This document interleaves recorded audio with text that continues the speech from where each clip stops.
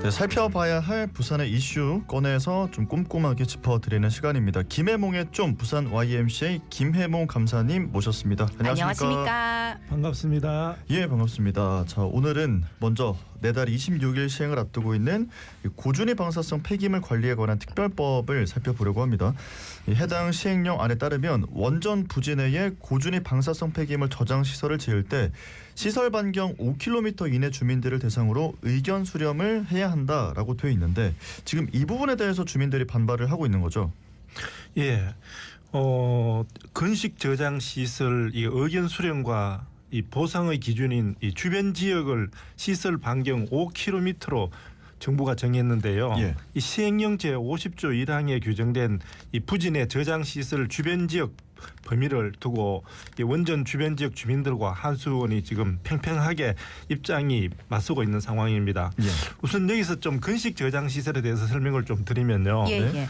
건식 저장 시설은 공기를 활용해서 사용 후 핵시설 연료에 열을 식히는 방식이고요. 또 한 방식이 이제 습식 저장 시설인데 이는 물을 사용해서 열을 식히는 방식입니다. 네. 예. 그런데 건식 저장 시설은 습식 저장 시설 방식과는 달리 이 설비를 단순화할 수도 있고 또 그 운영도 또 습식 저장 시설에 비해 적고 네. 또 안전성도 높고 또 용량 확장 및 이 장기적 측면에서 용이하다는 게 정부의 입장입니다. 예. 예. 그런데 이 다음 달 26일 날 이게 시행 예정인 이 시행령 제정안 내용에 보면은 예. 이 지난 2월 27일 날 올해 네. 고준위 방사성 폐기물 관리에 관한 특별법이 제정되었습니다. 예. 그리고 3월 25일 날 공포가 됐는데 지금 현재 이 법에 따라서 위임된 이제 특별 지원금 규모라든지 위원회를 어떻게 운영할 건지 지원 시기 등 이런 부분에 대해서 시행령을 지금 만들고 있는데요. 네. 이 산업통상자원부가 7월 1일부터 8월 11일까지 입법 예고 중인 지금 법안입니다. 예. 예.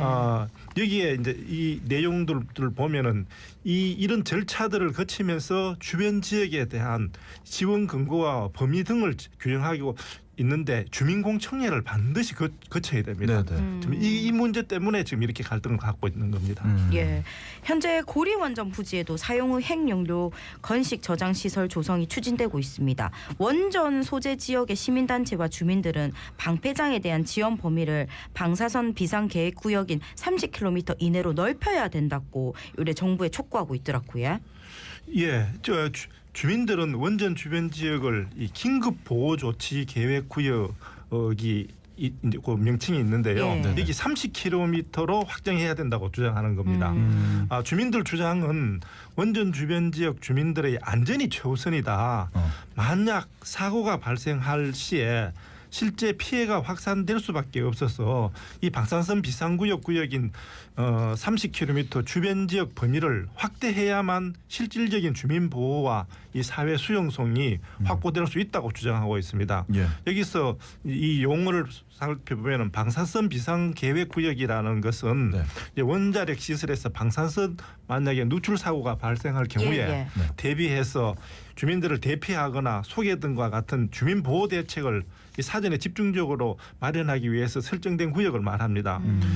그러니까 원자력 시설로부터 거리에 따라서 예방적 보호 조치 구역과 긴급 보호 조치 구역으로 구분되는데 예. 이 정부가 원전 주변 지역 주민 의견 수렴을 범위로 5km로 정해야 해도 괜찮다는 것은 이 예방적 보호 조치 구역 범위로 이렇게 확정한 겁니다. 예. 네. 그러니까 지금 이게 뭐 5km냐 30km냐 이걸 가지고 이야기하고 있는 건데 부산 지역에서 주변 지역 범위를 뭐 5km로 하느냐 30km로 하느냐 이거에 따라서 의견 수렴 대상 지역이 너무 많이 달라지는 거잖아요. 그렇죠? 맞습니다. 부산 같은 경우에는 총 10개 기초지자체가 네. 원전 주변 지역에 해당됩니다. 예. 이게 인구는 약 22,800 그러니까 그 22만 8천 명 정도 됩니다. 예. 그러니까 예방적 보호 조치 구역 이 5km를 기준으로 할 때는 부산 기장군 내에 기장군 장안읍하고 네. 기장군 일광면 여기에 해당되고 예. 여기 해당되는 인구는 약 9천여 명 정도밖에 안 됩니다. 예. 그런데 긴급 보호 조치 계획 구역인 이 30km 기준으로 하면 10개 기초지자체가 속하는데요. 네. 여기는 금정구, 해운대구, 수영구, 연제구, 동래구, 남구, 동구, 부산 진구, 북구, 기장군 등 부산의 대부분의 지역이 포함되는데 여기 부산시청도 여기 해당됩니다. 예. 여기에 인구를 살펴보면은 한 22만 7,100 220만 220만이죠. 예, 그죠? 220만 예. 7,100명 정도 네. 이렇게 됩니다. 이게.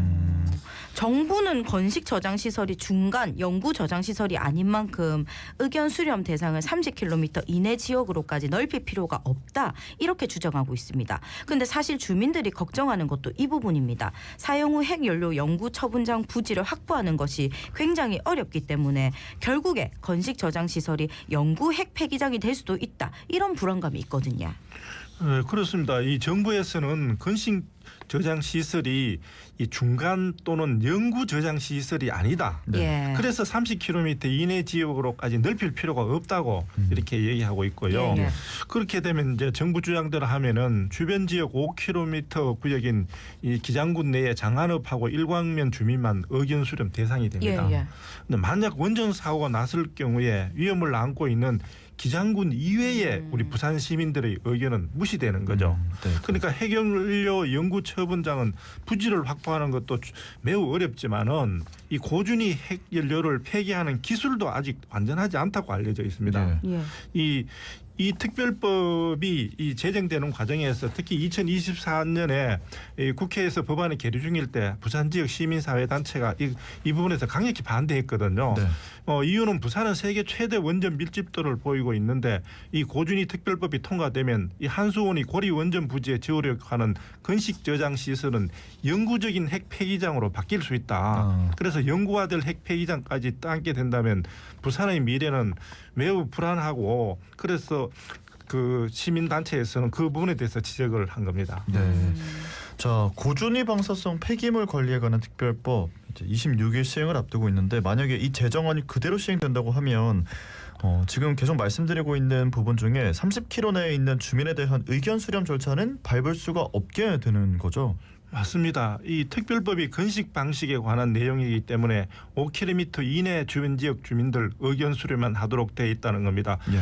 이 해당되는 지역이 부산, 전남 등의 원전 주변 지역 주민들이 주장하는 것은 시행령에 정해놓은 의견 수렴 대상인 주변 지역 정리를 이 해당 저장 시설이 설치될 지점으로부터 네. 5km 이내의 육지 및 섬 지역이 속하는 시군구로 한다는 이 건식 저장 시설이 주민의 이 안전하고 안전과 밀접하게 연관되어 있기 때문에 네. 이 방사성 비상 계획 구역인 30km 이내로 정해야 된다고 예. 정부에 계속 촉구하고 있는 상황입니다. 예, 참 안전에 관한 문제인데 부지 내 저장 시설 건설을 이래 급하게 뭔가 일방적으로 추진할 수 있는 건가라는 근본적인 의문이 드는 게 사실입니다. 좀 더 심도 깊은 논의와 광범위한 여론 수렴 절차가 필요하지 않을까요? 예, 저도 동의합니다. 예. 이 산업자원부가 건식 저장 시설이 충분히 안전하다고 주장하지만 예. 이 국민들은 그 위험성에 대해서 불안한 겁니다. 그렇죠. 건식 저장 시설이 사용 후 이 핵연료 중간 저장 시설이나 영구 저장 시설이 구축될 때까지 임시 시설이라고 주장할지라도 사용 후 핵연료 처리 기술과 이 부지가 많은 문제를 안고 있는 것이 현실이기 때문에 예. 이 국민들은 불안해하는 것입니다. 예. 예, 이제 거기에 보면 우리가 87년 체르노빌 네. 사건도 겪었고 또 2011년 후쿠시마 원전 폭발 사건도 생생히 봤지 않습니까? 그렇죠. 예. 예. 자, 뭐 이 부분 진짜 좀 제대로 짚어봐야 될 것 같은데요.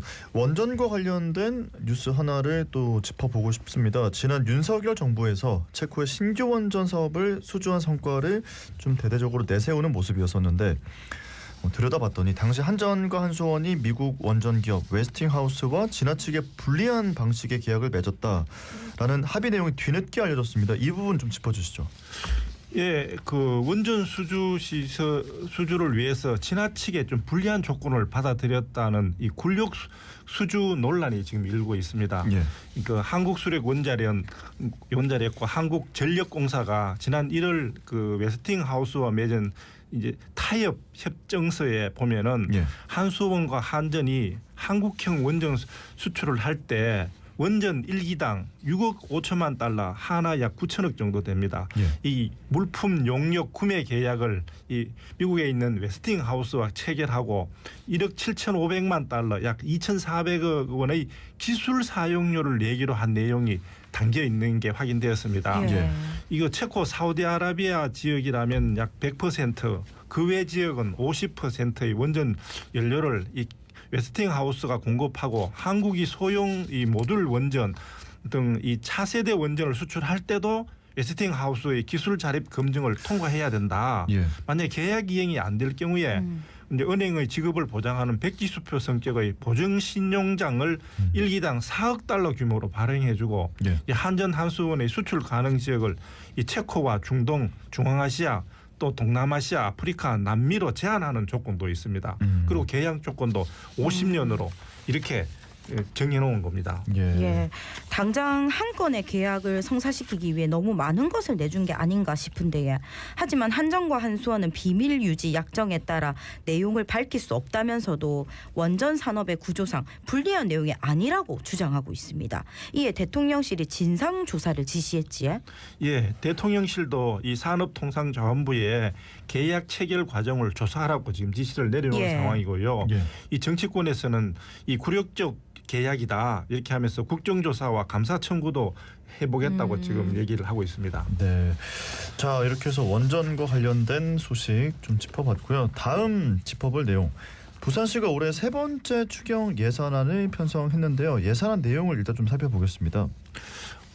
부산시는 올해 그 기정 예산이 17조 6,106억입니다. 네. 여기 대비 6.2% 증가한 이번 추경에서 1조 883억 원 규모의 제3회 추경 예산안을 시의회에 제출을 했습니다. 네.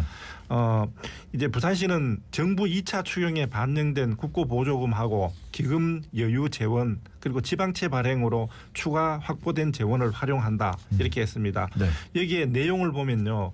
우선 민생회복 소비 쿠폰 사업에 국비 8,706억 원하고 시비 638억 원 등 이 9,344억 원을 편성해서 지역경제 활성화에 나서겠다 했고요. 예. 또 지역 내 소비를 촉진하고 소상공인 지원을 강화하는 지역사랑 상품권 인센티브 보상금에도 837억 원을 추가 편성했고요. 예.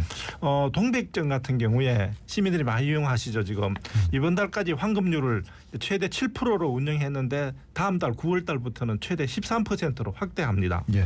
그리고 그 애초 1년에서 2년으로 지원 기간이 연장된 청년 월세 한시 특별 지원 사업에 104억 원을 배치했고요. 발달 장애인 주간 활동 서비스 지원 사업 그리고 영유아 보육원 지원 사업에 각각 추가로 편성했고 또 도시철도 사상 하단선 건설에 또 100억을 투입했고 도시철도 무선 통신망 구축 지원 사업에도 82억을 추가 편성했습니다. 예. 이 외에도 이제 야간 아이 돌보미 처우 개선비하고 야간 시간대 취약계층의 아이 돌보미 돌봄 수당 그리고 2026년도에는 이 유네스코 세계유산위원회가 부산에서 개최됩니다. 네. 이 준비를 위해서 또 추가를 했고요. 2028년도 세계 디자인 수도 준비 그리고 지역 내의 정규직 일자리 유지와 채용 촉진에 약 28억 원을 배정해 놓은 상태입니다. 예. 예, 자, 부산. 감사님께서 보실 때 좀 예산안 내용 어떻다고 보세요?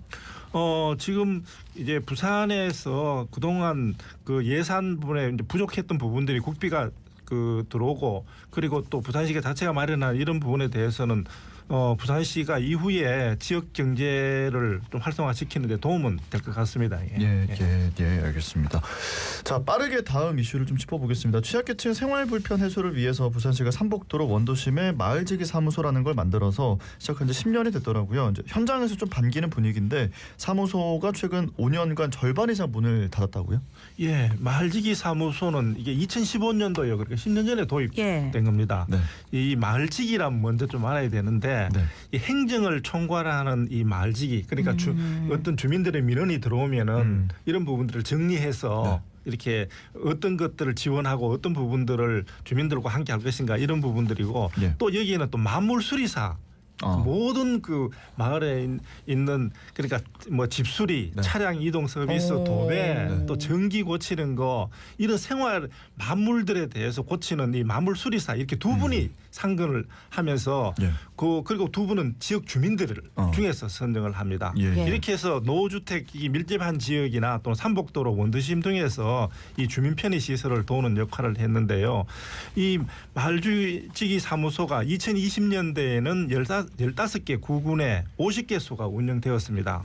그런데 이게 이제 그 이후에 어려움을 겪으면서 이게 2024년도 작년도에는 네. 12개 구군에 24개소 절반으로 줄어들었고요. 그리고 영도구나 이런 것에는 완전히 다 3개 군에서는 말지기 사무소가 완전히 사라져 버렸습니다. 예. 그래서 주로 그 원인은 예산 부족 때문에. 네. 그렇죠. 이 예산이 부족하면 또 보증금이 중단되면 역시 운영이 계속해서 어려워질 테지요. 예, 1년간 한 개 그 마을지기 사무소가 운영되려면 약 7천만 원 정도의 예산이 드는데요. 네. 이걸 이제 3년까지 이렇게 설계해 놓기 때문에 네. 너무 이제 근시적으로 좀 그렇게 예산을 배치한 거죠. 이게 부분들이. 저 운영이나 재정적인 지원 방안이 좀 확실히 있어야 되겠다라는 생각이 듭니다. 자, 오늘은 시간 관계상 여기까지 짚어보고 감사님 여기서 보내드리겠습니다. 고맙습니다. 고맙습니다. 예, 감사합니다. 네, 지금까지 부산 YMCA 김해몽 감사님과 이야기 나눴습니다.